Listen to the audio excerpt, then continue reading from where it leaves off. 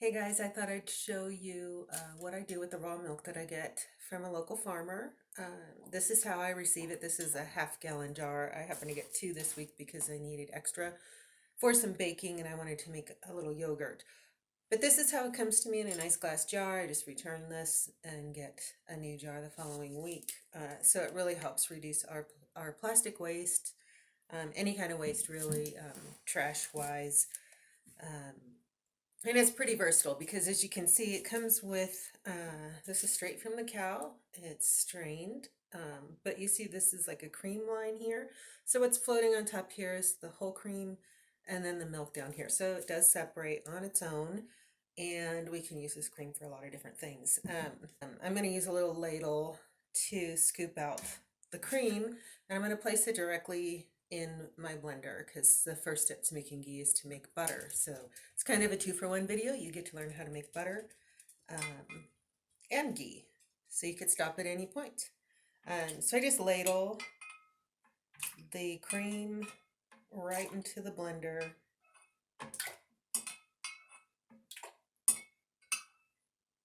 And it's pretty clear when you start to get to the point where you're running out of cream. So you can either look on the outside of the jar and see where your cream line currently is. But also, as you're looking into the jar like I am, you'll see that you're starting to get some of the skim milk. But I don't know if the camera's picking this up, but you'll start to see some swirls of kind of a bluish, more watery milk. And that's when you know you're getting pretty close to being done. Scooping your cream. And for my purposes, it's not necessary to get it all. So I'm going to set that one out of the way and do the second one. And if I can figure out how to speed up video, I will do that for this part.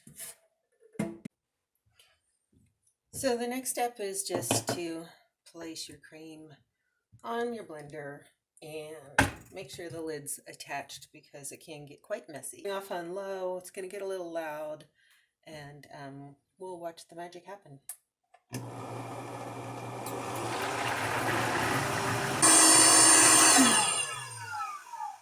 So I just stopped it here. You might have seen and heard a little bit of a change. And this is kind of the whipped cream stage. So it starts to get a little frothy. So you could stop there if you wanted to make whipped cream or scoop a little out and sweeten it as you like.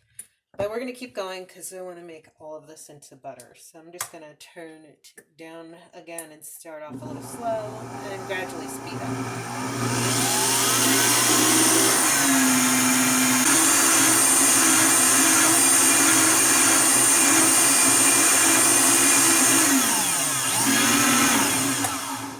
So you probably heard it change again and saw it looked a little bit more liquid. This is just a little tool I use to tamp down a little bit in my blender. So what happened here was the fats all joined together and made butter particles, and then the rest of it turned or separated into liquid, which is the buttermilk. So I'll go ahead and show you how that works. And we'll strain it off into a bowl.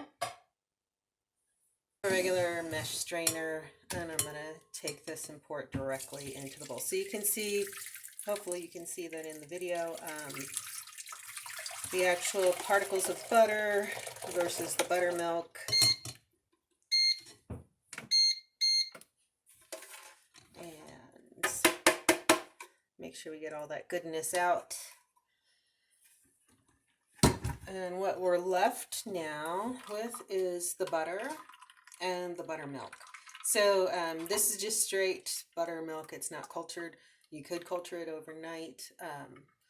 I like to, you could bake with it just like it is. You don't have to culture it.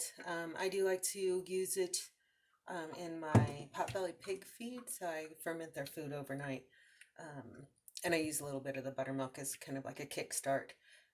But the next step is to actually squeeze the buttermilk out of the butter itself.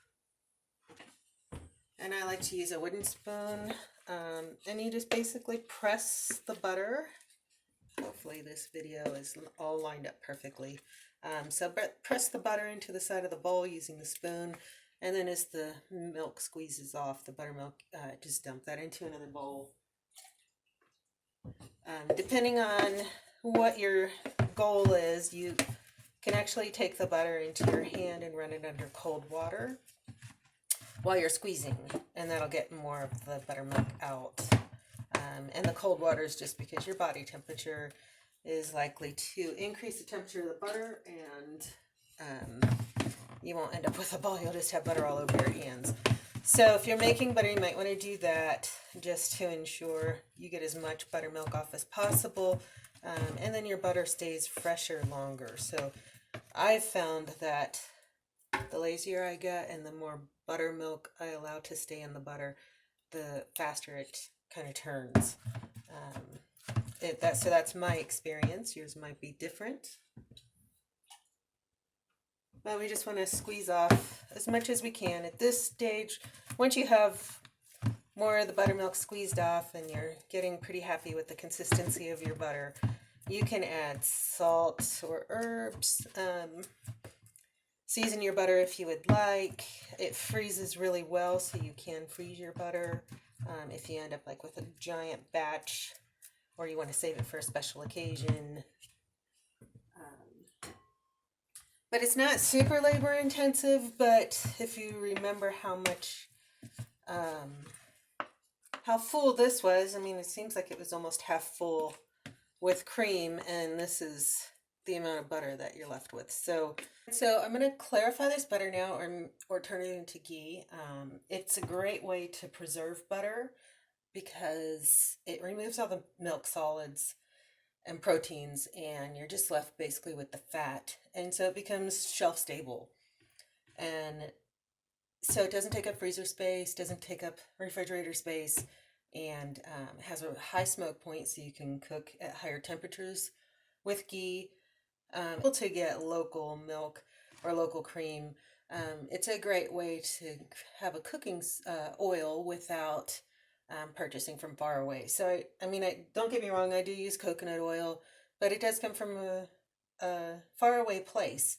And as I try to get more local, ghee is a good option. So these cows live not far from me. I could go visit them whenever I want, and I can make this lovely ghee to cook with and be one step closer to eating much more local. So I like to use my induction cooktop because it does have a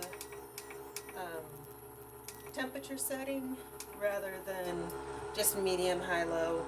But you can do a regular stove. It's for some reason easier for me to keep track of what I'm doing. I'm going to try to grab the camera carefully here and show you what's going on. It's much more interesting to watch over top. So I'm just melting exactly what I had squeezed, or the butter that I just made. So just melting it over a low heat. And I don't want to waste any of it because it is quite precious when you make your own. So again, this is just my induction cooktop set to the lowest setting. In this stage, you see all the foam rising to the top here, and the butter underneath. So it'll go through several foaming stages or bubbling stages. So it's still on just a low heat here. And you see it's just little tiny bubbles on the surface here. Just kind of, and this is kind of entering the next stage. You can see bigger bubbles, much more clear fluid, oil. And when I swirl the pan, you can catch glimpses of how clear that butter is getting, and a little bit more of the separation. So there's kind of this foam on top, but there's also some solids down at the bottom. So this is the part where those solids can kind of start to stick to the bottom. and get a little dark, which is not a huge problem, but just for the purposes of keeping our butter nice and fresh smelling, and also maybe not burning our pan so it's a pain to cook to clean. Just giving it a little bit of a stir there. So once again, it's separating more. I'm seeing more bubbles now, and catching more glimpses of that really clear golden oil. You might be able to see in the camera the solids at the bottom of the pan, especially as I spin it a little. And I did want to mention, you don't have to go through the butter making part. You could just determine what your finances are. Perhaps you would like to just purchase butter from the store or from a farmer. Pre-made butter, I would recommend a salt-free version if you're going to make ghee, just because this reduces down. So if you have a salted butter, it will potentially be very salty ghee. So you can always salt your ghee after it's done cooking down, but if you start with the salted butter and this cooks down to a more concentrated version, you may end up with the ghee that's saltier than you would like, and maybe inedible. So, and certainly, I don't know, to me, a salted ghee would not be good for cooking. Salt tends to make things stick to a pan, which is why a lot of recipes have you add the salt toward the end of cooking. At least that's what I've found over the last couple of years of trying to be a better cook. So anyways, if you're buying store-bought or finished butter to make ghee, start with an unsalted butter. Add salt if you would like at the very end when you're straining the ghee. Or like I just will spread a little ghee on a piece of bread and then a little sprinkle or pinch of salt on top of that. And it's quite delicious. So you can control the amount of salt that you want. And then that way your ghee is always available for cooking as an unsalted version. All right, we're getting to the very end here. Getting a little bit of fine bubbles. I did knock the heat up a little bit more. Getting a caramel smell now. But I turned the heat up. We're getting back to the fine bubbles, kind of frothy look. The milk solids are darkening on the bottom. And I think we're done. It smells fantastic. Next we'll be straining off the ghee, and I just like to strain it directly into the jar I'm going to store it in. This little fine mesh strainer is a pretty decent size for that, and I just use a coffee filter just because I can find them so many times, like brand new packages at the thrift stores for pennies usually, and I use them for a lot of straining. You could use cheesecloth as well. Whatever you like to strain.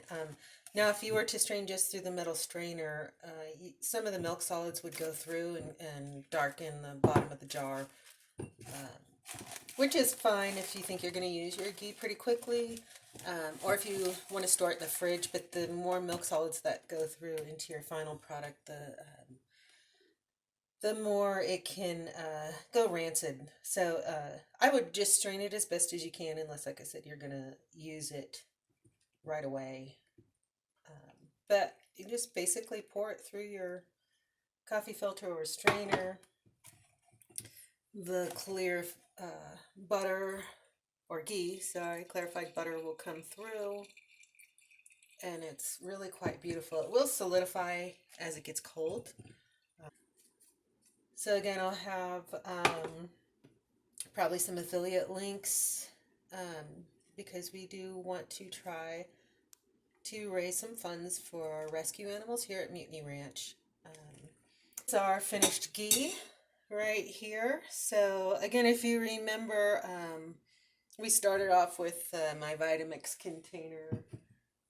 Let's see, it's still here from when I made the butter. So it was about halfway full, close to halfway full, with the cream that I strained off of our milk share. And then I blended that, turned it into butter, and separated out the buttermilk, and squeezed off the butter, and then cooked it down to make clarified butter or ghee. And this is what's left over. So I decided to come outside to show the final product. The piggies are out. This is Mitty. And that's Fletcher sunbathing over there. Here's our final product after it's solidified overnight. So it's beautiful yellow color, smells like butterscotch, and it's just quite lovely. So be sure to give us a follow on Facebook and Instagram at Tales from the Mutiny. Our blog is talesfromthemutiny.com. Hit that subscribe button, help us build our channel so that we can keep these piggies in feed and toys. And they're just so dang cute. So our little rescue pig's here. And there's Linda, our little rescue cat. So we appreciate your following us and have a great day. Enjoy that ghee.